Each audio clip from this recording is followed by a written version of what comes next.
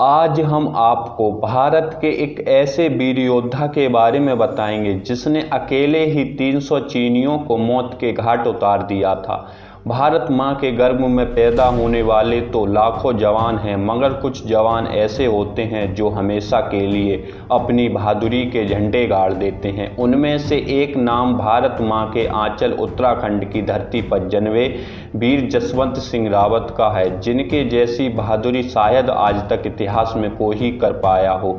इस वीर जवान की बहादुरी पर जितने शब्द कहूँ उतने कम हैं। इसका नाम जसवंत सिंह रावत, इनके पिता का नाम गुमान सिंह रावत था। इनकी माता का नाम देवी रावत, जिनका जन्म 19 अगस्त 1941 को उत्तराखंड के पौड़ी गढ़वाल में हुआ था। वीर जसवंत सिंह के अंदर देशभक्ति की इतनी भावना थी कि वे 17 साल की ही उम्र में सेना में भर्ती होने के लिए चले गए, लेकिन उम्र कम होने के कारण उन्हें सेना में भर्ती होने से रोक लिया गया और जैसे ही उनकी उम्र पूरी हुई उनको भारतीय सेना में राइफलमैन के पद पर शामिल कर लिया गया था। और अपने आदम्य साहस के साथ भारत माँ का यह वीर जवान 17 नवंबर 1962 के चीन युद्ध में वीरगति को प्राप्त हुआ था। अपने तीसरे हमले में अरुणाचल प्रदेश के तवांग नामक स्थान से महात्मा बुद्ध की मूर्ति के हाथों को काट कर ले जाने वाले चीनी सैनिकों ने जब 17 नवंबर 1962 को अरुणाचल प्रदेश पर कब्जा करने के लिए अपना चौथा और आखिरी हमला किया था, उस वक्त वहां भारतीय सेना थी और ना ही उनके पास कोई हथियार थे, ना ही कोई रणनीति थी और ना ही कोई ज़्यादा जवान थे और ना ही उनके पास कोई युद्ध के लिए मशीनें और गाड़ियां थीं। और इसका जो प्रमुख कारण था वो था भारत के रक्षा मंत्री वी.के. कृष्ण मेनन, जिन्होंने उस दौरान हमारी सेना को बहुत कमज़ोर और हारने पर मजबूर कर दिया था। दरअसल वी.के. कृष्ण मेनन उस वक्त भारत के ऐसे गृह मंत्री थे जिन्होंने फौज की स्ट्रेंथ कम कर दी और गोला बारूद बनाने वाली फैक्ट्रियों को बंद करवा दिया। कारण यह था कि जवाहरलाल नेहरू चीन से एक नारा लेकर आए थे कि हिंदी चीनी भाई भाई। उस वक्त पाकिस्तान के साथ भी हमारा समझौता हो चुका था। ऐसे में मेनन को लगा कि भारत पर हमला करने अब कोई नहीं आएगा, फिर फौज का जो पैसा था वो क्यों बर्बाद किया जाए, और उन्होंने गोला बारूद बनाने वाली फैक्ट्रियों को बंद कर दिया। इसकी जानकारी चीनी को पता चली और उन्होंने इसका फायदा उठाया, भारत पर हमला बोल दिया। उस वक्त चीन की सेना ने यहाँ बहुत तबाही मचाई। वे महात्मा बुद्ध की मूर्ति के हाथों को काट कर ले गए और वहाँ पर उन्होंने अनेक स्त्रियों के साथ गलत व्यवहार किया। अब हालात जब काबू से बाहर हो गए थे तो वहाँ से गढ़वाल राइफल की 4th बटालियन को वहाँ भेज दिया गया और उस बटालियन में एक जवान जसवंत सिंह रावत भी थे। इस हार का मुख्य कारण रहे हमारे रक्षा मंत्री वी.के. मेनन की वजह थी। उन्होंने ना तो फौजियों को हथियार दिए और ना ही उन्होंने कोई ठोस रणनीति बनाई थी और चीन अपनी पूरी ताकत के साथ जोरों से हमला करता था।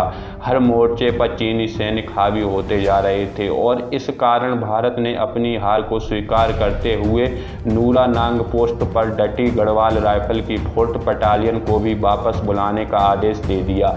आदेश का पालन कर पूरी बटालियन वापस लौट गई और पोस्ट पर वहां रह गए गढ़वाल के सिर्फ 3 जवान, जिनमें से एक जसवंत सिंह रावत थे, दूसरे लांस नायक त्रिलोक सिंह नेगी और तीसरे राइफलमैन गोपाल सिंह गुसाई। इस वक्त जसवंत सिंह रावत ने एक कड़ा और आदम्य फैसला लिया कि कुछ भी हो जाए वो वापस नहीं जाएंगे। उन्होंने लांस नायक त्रिलोक सिंह नेगी और राइफलमैन गोपाल सिंह गुसाई को वापस भेज दिया। खुद नूरानांग की पोस्ट पर तैनात होकर दुश्मनों को आगे न बढ़ने का फैसला लिया। जसवंत सिंह रावत ने अकेले ही 72 घंटों तक चीनी के 300 दुश्मनों को मौत के घाट उतारा और किसी को भी आगे नहीं बढ़ने दिया।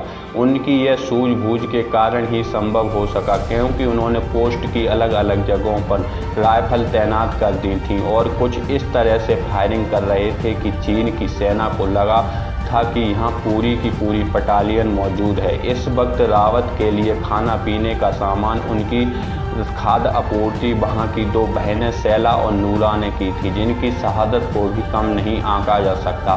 72 घंटे तक चीन की सेना यह नहीं समझ पाई कि उनके साथ लड़ने वाला एक अकेला सैनिक है। फिर 3 दिन बाद जब नूरा को चीनी सैनिकों ने पकड़ लिया तो उन्होंने इधर से खाद्य आपूर्ति करने वाली सैला पर ग्रेनेड से हमला कर दिया। वीरांगना सैला शहीद हो गई और उनके बाद नूरा को भी मार दिया। इनकी इतनी बड़ी शहादत को हमेशा के लिए जिंदा रखने के लिए आज भी नूरा नांग में भारत की अंतिम सीमा पर 2 पहाड़ियां हैं जिनको नूरा और सैला के नाम से जाना जाता है।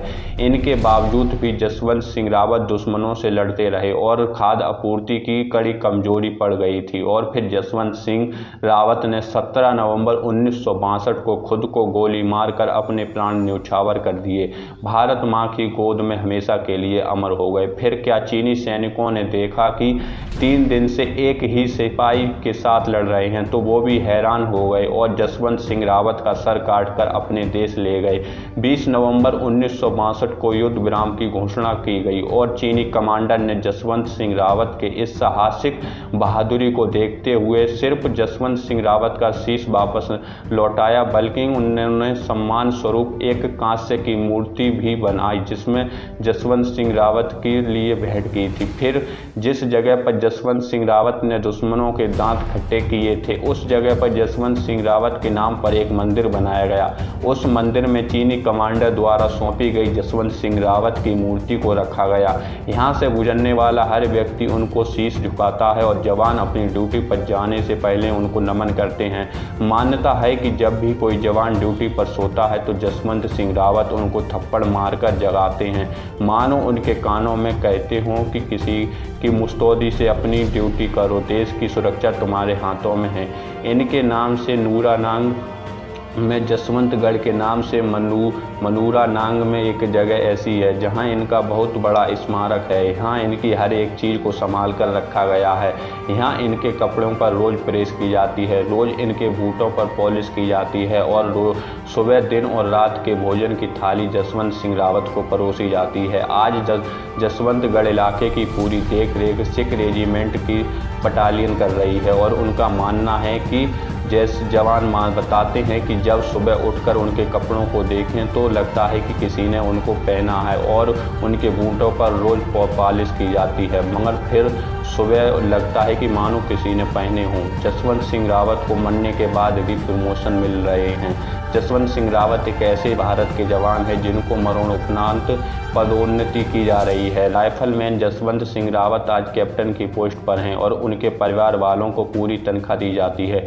वीर जसवंत सिंह रावत का लोहा सिर्फ भारत नहीं बल्कि पूरी दुनिया मानती है। हमें गर्व है कि हम ऐसे वीरों की भूमि में पैदा हुए हैं। जय हिंद, जय भारत।